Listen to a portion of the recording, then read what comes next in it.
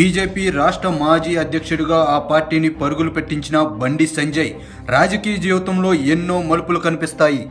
పార్టీలో ఈటెల వంటి వారితో పొసకపోవడంతో పాటు బయట వినిపించే కొన్ని ప్రచారాలతో మొత్తానికి అధ్యక్ష పీఠం నుంచి దిగిపోయిన బండి సంజయ్కి వెనువెంటనే కేంద్ర మంత్రి పదవి దక్కుతుండవచ్చని భావించారు. బండి కూడా కేంద్ర కేబినెట్ బెర్త్పై ఆశలు పెట్టుకున్నట్లే కనిపించారు. అయితే బీజేపీ పెద్దలు జాతీయ ప్రధాన కార్యదర్శి పోస్ట్ ఇచ్చి సరిపెట్టేశారు. కిషన్ రెడ్డి రాష్ట్ర పార్టీ పగ్గాలు చేపట్టిన బండి సంజయ్ హవా మాత్రం బీజేపీలో కనిపిస్తూనే వచ్చింది. ఇటీవల అసెంబ్లీ ఎన్నికల్లో కూడా బండి సంజయ్కు హెలికాప్టర్ ఇచ్చి స్టార్ క్యాంపెయినర్గా పార్టీ ప్రచారం చేయించిందంటే మాస్ పుల్లర్గా బండి అవసరం ఎంతుందో పార్టీ గమనించిందనే భావించవచ్చు. అయితే అదే సమయంలో అసెంబ్లీ బరిలో నిలబడడానికి ససేమేరా అన్న బండిని బరిలోకి దింపింది అధిష్టానం. ప్రచారంలో తన సంచలన వ్యాఖ్యలతో మెరుపులు మెరిపించారు. ఒక దశలో అన్ని సర్వేలు, ఇంటెలిజెన్స్ రిపోర్ట్స్ కూడా బండిదే విజయం అని రిపోర్టులు ఇచ్చాయి. ఎప్పుడు కరీంనగర్ అసెంబ్లీ ఎన్నికల ఫలితాల్ని ప్రభావితం చేసే ముస్లింలు ఓట్లే ఈసారి కీలకం కావడం, కాంగ్రెస్కు గంపగుత్తగా ఓట్లు పడకపోగా బీఆర్ఎస్కే ఎక్కువ ఓట్లు పడ్డాయి. మరోవైపు బండిని నమ్మి హిందూ పోలరైజేషన్ ఓట్ బ్యాంక్ ఆయన్ని గెలిపించే స్థాయిలో టర్న్ కాలేదు. దీంతో బండి సంజయ్ కరీంనగర్ అసెంబ్లీ బరిలో దెబ్బతిన్నారు.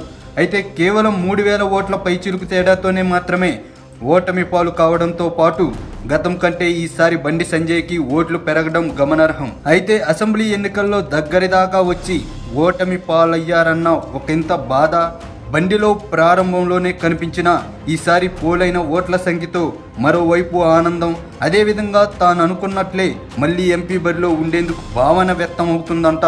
సాధారణంగా గెలిచిన వారు అందరినీ పిలిచి ఆప్యాయంగా పార్టీ సెలబ్రేట్ చేసుకుంటారు. కానీ బండి సంజయ్ తాను ఓటమి పాలైన కార్యకర్తలు అలాగే ఇతర వర్గాలను పిలిచి ఒక పెద్ద విందే ఏర్పాటు చేశారు. ఆ క్రమంలో పార్లమెంట్ ఎన్నికలే తన టార్గెట్గా బండి ప్రయత్నాలు మొదలుపెట్టారు. ఇప్పటికే కరీంనగర్ పార్లమెంట్ పరిధిలోని 7 అసెంబ్లీ సెగ్మెంట్లకు సంబంధించిన ముఖ్య నాయకులతో భేటీ అయిన బండి సంజయ్ సంక్రాంతి పండుగ తర్వాత లోక్సభ ఎన్నికల సన్నాహాలు మొదలుపెట్టే పనిలో పడ్డారంట.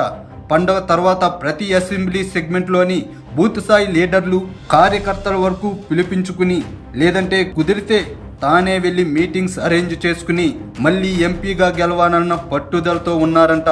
ఒకవైపు పార్టీలోనే తన అంతర్గత శత్రువుల్లా తయారైన ఈటెల, అరవింద్, రఘునందన్ వంటి వారికి తన సోషల్ మీడియా టీమ్స్తో చెక్కు పెడుతూనే మరోవైపు ఎన్నికల్లో విజయం కోసం బండి తన వ్యూహాలను పదును పెడుతున్నారు. మొత్తంగా కార్పొరేటర్ స్థాయి నుంచి ఎదిగిన బండి రాజకీయ జీవితంలో కొన్ని ఓటములు, కొన్ని విజయాలు కలిసి ఆయన్ని బాగా రాటుదేల్చాయన్న భావన ఇప్పుడు పొలిటికల్ సర్కిల్లో వినిపిస్తుంది. మరోవైపు వచ్చే పార్లమెంట్ ఎన్నికల్లో బండికే కరీంనగర్ టికెట్ దక్కుతుందా? దక్కితే ఈసారి మళ్ళీ బండి వ్యూహాలు ఫలిస్తాయా అన్న చర్చ కరీంనగర్లో సాగుతుంది.